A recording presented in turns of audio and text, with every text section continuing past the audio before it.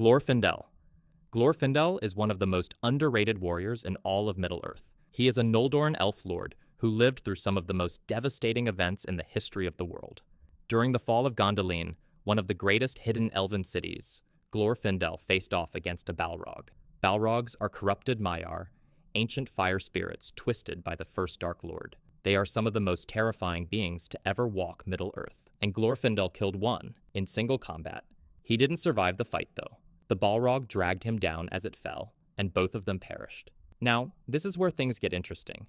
Glorfindel's spirit passed to the halls of Mandos, the realm where elven souls go after death. But his sacrifice was so significant that the Valar themselves decided to send him back. And he was re-embodied and returned to Middle-earth in the Second Age, now carrying the blessing of the Valar with him. This is an incredibly rare thing. Elves can be re-embodied, but being sent back with a divine purpose is almost unheard of. By the Third Age, Tolkien described Glorfindel as having power nearly on par with the Istari, the wizards. To put it into perspective, when the Nazgul were chasing Frodo to Rivendell, it was Glorfindel who rode out to meet them.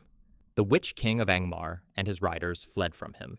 9 ring wraiths, the most feared servants of Sauron, turned and ran at the sight of one elf. Glorfindel is essentially an elf that was upgraded by the gods, a warrior who already proved himself against a Balrog and came back even stronger. In the Undying Lands, his spirit was enhanced before his return, and he now existed somewhere between an ordinary elf and a lesser Maya. Some scholars of the lore believe that had Glorfindel been at Gandalf's side in Moria, the battle against Durin's Bane could have gone very differently. That's how powerful he had become. Tom Bombadil. Tom Bombadil is the wild card of Tolkien's universe. He lives in the Old Forest near the Shire with his wife, Goldberry, and he seems completely unbothered by everything. When Frodo puts on the One Ring in front of him, nothing happens. The ring doesn't turn Tom invisible. It doesn't tempt him. He puts it on, laughs, and makes it vanish like a parlor trick. This is the same ring that corrupted Saruman from a distance, the same ring that Gandalf and Galadriel were terrified to even touch, and Tom treats it like a toy. So, what is he? Tolkien intentionally never explained. Some theories suggest he's a Vala walking the earth in a humble form. Others believe he might be a manifestation of the music of the Ainur itself. There's even a theory that he's Eru Ilúvatar in disguise, though Tolkien never confirmed any of this. The interesting thing here is that Tom's power seems to be completely tied to his domain. Within the Old Forest and the Barrow Downs, he is essentially absolute. He commands the trees, rescues the hobbits from ancient Barrow Wights, and nothing in his territory can challenge him. However, the Council of Elrond specifically discussed giving Tom the ring and dismissed the idea, not because he wasn't powerful enough, but because he wouldn't care. If Sauron conquered the rest of the world, Tom's domain would eventually fall too. He simply has no interest in the wider conflict. He is the oldest being the hobbits ever meet, possibly the oldest being in Middle-earth entirely. His power is undeniable, but his limitations are what keep him here on this list, rather than at the top. A being that cannot be corrupted by the most dangerous artifact in existence, but who also can't be bothered to do anything about it. That's Tom Bombadil. He is Tolkien's deliberate mystery, an enigma placed at the heart of the story to remind us that not everything needs to be explained. In a world of dark lords and ancient wars, Tom just sings and tends his garden, and somehow that makes him one of the most fascinating characters in the entire legendarium. Ancalagon the Black. Ancalagon is the greatest dragon ever created. He was bred by Morgoth during the First Age as a last resort, as a weapon of absolute desperation. When the host of the Valar came to wage the War of Wrath against Morgoth, it was the most devastating military campaign Middle-earth had ever seen. Morgoth was losing. His armies were being crushed, so he unleashed Ancalagon and his fleet of winged dragons. The sky turned dark. The forces of the Valar were actually driven back. Think about that for a moment. An army of divine beings, angels essentially, was being pushed back by this dragon. Ancalagon was so enormous that when Arundel finally defeated him in an aerial battle, his falling body broke the towers of Thangorodrim. Thangorodrim was not a single mountain. It was a range of 3 volcanic peaks above Morgoth's fortress of Angband, and Ancalagon's corpse destroyed them. To put it into perspective, Smaug terrorized an entire kingdom and was considered one of the most dangerous creatures in the Third Age. Ancalagon makes Smaug look like a candle next to a bonfire. The scary thing is that we don't know the full extent of Ancalagon's power. He was destroyed relatively quickly in the lore because the War of Wrath needed to end, but the fact that Morgoth saved him as his final weapon, and that his body could level a mountain range tells us everything we need to know. He is the ultimate dragon. Nothing that came after him even comes close. It's also worth noting that Ancalagon was not just large. He was intelligent and commanded the other winged dragons. Morgoth bred him as a living weapon of mass destruction, and that's exactly what he was. The War of Wrath lasted for over 40 years, and Ancalagon was Morgoth's final card to play. When even that wasn't enough, Morgoth had nothing left. The Istari. The Istari are the wizards of Middle-earth, but they're not wizards in the way you might think. They are actually Maiar, divine spirits from the Undying Lands, sent to Middle-earth by the Valar to help the free peoples resist Sauron. However, they were sent in deliberately limited physical forms. They appear as old men. They feel hunger, fatigue, and pain. This was intentional. The Valar didn't want them to dominate Middle-earth with raw power. They were meant to guide, inspire, and counsel, not to fight Sauron's war for the mortals.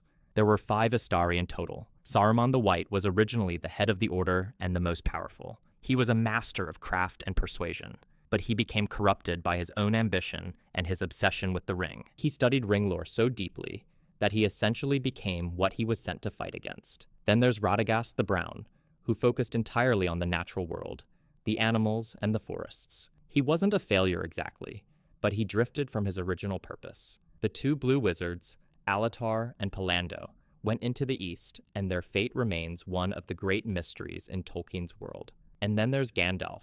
Gandalf was originally known as Olorin in the Undying Lands, and he was considered the wisest of the Maiar. When he fell fighting the Balrog in Moria, he didn't just die. He was sent back by Eru Ilúvatar himself, not the Valar. Eru, the supreme creator, personally intervened to resurrect Gandalf and return him as Gandalf the White, essentially unshackled from many of his prior restrictions.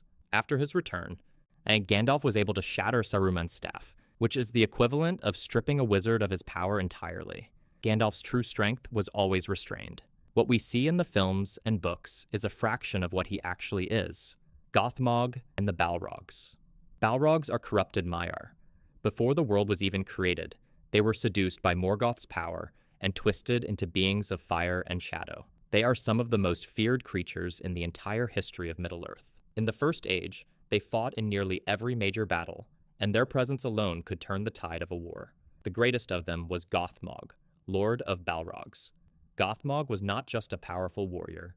He was Morgoth's chief military commander and led armies of thousands. His most notable feats are terrifying. He killed Fëanor, who was arguably the most gifted elf to ever live. He also slew Fingon, the High King of the Noldor, during the Battle of Unnumbered Tears. 2 of the greatest elves in history fell to Gothmog personally. Eventually, Gothmog was killed by Ecthelion of the Fountain during the Fall of Gondolin. But even in death, he took Ecthelion with him. As for the other Balrogs, we know that their numbers were relatively small. Tolkien revised their count over time, settling on somewhere around 7 or fewer. But even one Balrog was enough to destroy an entire dwarven civilization. Durin's Bane, the Balrog that Gandalf fought in Moria, had been hiding under the Misty Mountains for thousands of years. When the dwarves accidentally dug too deep and woke it, it wiped out the entire kingdom of Khazad-dûm. And it took Gandalf, a Maiar, in 10 days of continuous battle to defeat it. Balrogs are not foot soldiers. They are fallen angels of fire. And the fact that Morgoth had several of them at his command shows just how overwhelming his forces truly were during the First Age. Every time a Balrog appears in the lore, someone important dies. That's not a coincidence. That's their nature. The great elves. The elves of the Elder Days were nothing like the elves of the Third Age. In the First Age, the greatest among them wielded power that no mortal and very few immortals could match.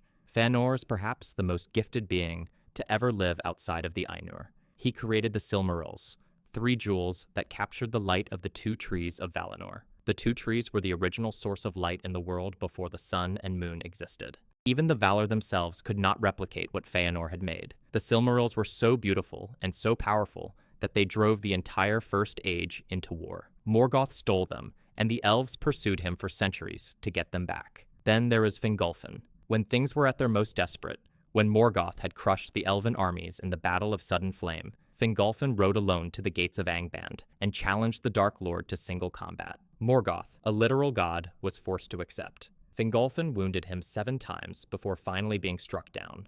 Morgoth limped for the rest of his existence because of that fight. No other being in the history of Middle-earth ever wounded Morgoth like that. Luthien might be even more impressive. She is half Elven, half Maiar, the daughter of Thingol and Melian. She walked into Morgoth's throne room, the most dangerous place in the world, and sang him to sleep. She then pried a Silmaril from his iron crown with her bare hands. She didn't fight him. She didn't need to. Her power was something entirely different, something even Morgoth couldn't resist. And then there's Galadriel. By the Third Age, she was the mightiest elf remaining in Middle-earth. She bore Nenya, one of the 3 elven rings of power, and used it to maintain Lothlorien as a protected realm, untouched by the decay of the outside world. When Frodo offered her the One Ring, she resisted it through sheer willpower. The great elves remind us that in Tolkien's world, power doesn't always mean destruction. Sometimes it means creation, sacrifice, and defiance against impossible odds. Sauron. Sauron was originally a Maiar named Mairon, which means the Admirable. He was a servant of Aule, the Vala of smithing and craft. This is important because it explains where Sauron's genius for creation and manipulation comes from. He didn't start as a being of pure evil. He was drawn to Morgoth because Morgoth offered order and control, things that appealed to Sauron's desire for perfection. After Morgoth's defeat at the end of the First Age, Sauron became the primary antagonist of Middle-earth. But unlike his master, Sauron's approach was different. Where Morgoth used brute force and corruption on a cosmic scale, Sauron preferred deception. He disguised himself as Anatar, Lord of Gifts, and taught the elven smiths of Eregion how to forge the Rings of Power. Then, in secret, he forged the One Ring in the fires of Mount Doom. The One Ring was designed to control all other ring-bearers and dominate their will. It also contained a massive portion of Sauron's own power, which is both what made him so dangerous and what ultimately limited him. Without the ring, Sauron was diminished. With it, he was nearly unstoppable. He built Barad-dûr, raised armies that spanned continents, and brought Middle-earth to the brink of total domination across multiple ages. He survived the destruction of his physical form multiple times. He endured the fall of Numenor, which sank an entire island civilization, and still came back. It took the combined strength of the last alliance of elves and men to defeat him. And even then, he wasn't truly destroyed until the ring was unmade. In any case, what makes Sauron terrifying is not raw power, it's patience. He operated across thousands of years, always planning, always adapting. He is weaker than Morgoth in absolute terms, but arguably more effective as a villain. Where Morgoth scattered his power across creation and was eventually captured, Sauron concentrated his into a single artifact and nearly won. Twice. If the ring had never been destroyed, Middle-earth would have fallen. There is no question about that. Manwë, Varda, and Ulmo. The Valar are the most powerful beings in existence outside of Eru Ilúvatar himself. They are the Ainur who entered the world to shape it, and among them, 3 stand above the rest. Manwë is the king of the Valar and the closest to Eru in thought and purpose. He rules from the peak of Taniqatil, the highest mountain in the world, and his dominion is the winds and the sky. Through his great eagles, he watches over Middle-earth. He is noble and just, but his greatest weakness is that he cannot fully comprehend evil. Because he is so closely aligned with Eru's will, he struggles to understand the minds of those who have turned away from it. This is partly why Morgoth was able to deceive the Valar for so long. Varda, also known as Elbereth, is the Queen of the Stars, and possibly the most feared of the Valar by the forces of darkness. Morgoth feared her above all others. When the elves first awoke in Middle-earth, the first thing they saw was the stars that Varda had kindled. This is why the elves revere her above all other Valar. Her light is anathema to darkness. When Sam invokes her name in Shelob's lair, it's not just a prayer. It carries actual power. Then there is Ulmo, Lord of Waters. Ulmo is unique among the Valar because he never fully withdrew from Middle-earth. While the other Valar retreated behind the mountains of Valinor after the elves were brought west, Ulmo continued to act through every river, stream, and ocean in the world. He whispered guidance to Tuor, which led directly to the Fall of Gondolin's warning, reaching the Valar. He guided Turgon in the building of Gondolin. He is the Vala who never stopped caring about the fate of those left behind. Together, these 3 represent the pinnacle of divine power within the world. They shaped continents, kindled stars, and moved oceans. They are gods in every meaningful sense of the word. Morgoth. Morgoth is the original Dark Lord. Before Sauron, before the Rings of Power, before the wars of elves and men, there was Melkor. He was the mightiest of all the Ainur, the most powerful being Eru Ilúvatar ever created.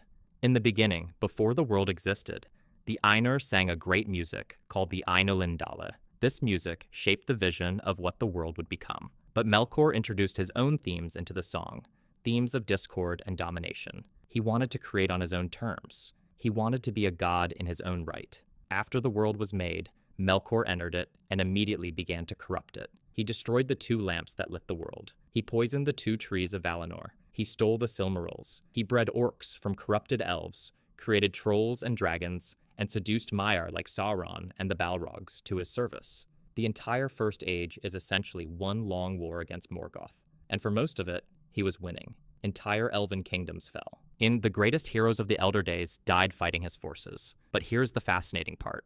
Morgoth's power actually diminished over time. Tolkien described a concept called Morgoth's Ring. Just as Sauron poured his power into the One Ring, Morgoth poured his essence into the very fabric of the world itself. The corruption of Middle-earth is literally Morgoth's power dispersed into the land, the creatures, and the very nature of the physical world. He traded his personal might for influence over all of creation. By the end of the First Age, he was actually afraid to fight. When Fingolfin challenged him, Morgoth didn't want to come out. He accepted only because his entire army was watching, and he couldn't appear to be a coward. The Valar eventually waged the War of Wrath to stop him. And the battle was so catastrophic that it sank an entire continent, Beleriand, beneath the ocean. Morgoth was captured and cast into the void beyond the walls of the world.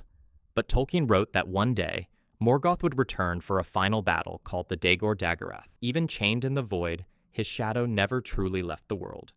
Every act of cruelty, every dark creature, every impulse toward domination that exists in Middle-earth carries a trace of Morgoth's essence.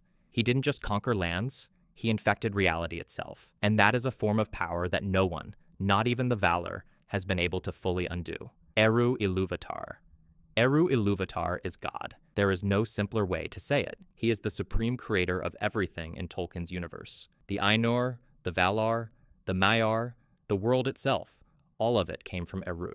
Before anything existed, Eru created the Ainur from his thought. He then proposed to them the great music, the Ainulindale, and from that music, the vision of the world was born. But the vision alone was not enough. The Ainur saw what the world could be, but it was Eru who spoke it into actual existence with a single word. Let it be. And it was. This is a power that no other being possesses. The Valar can shape the world. They can move mountains and fill oceans. But they cannot create life. They cannot grant free will.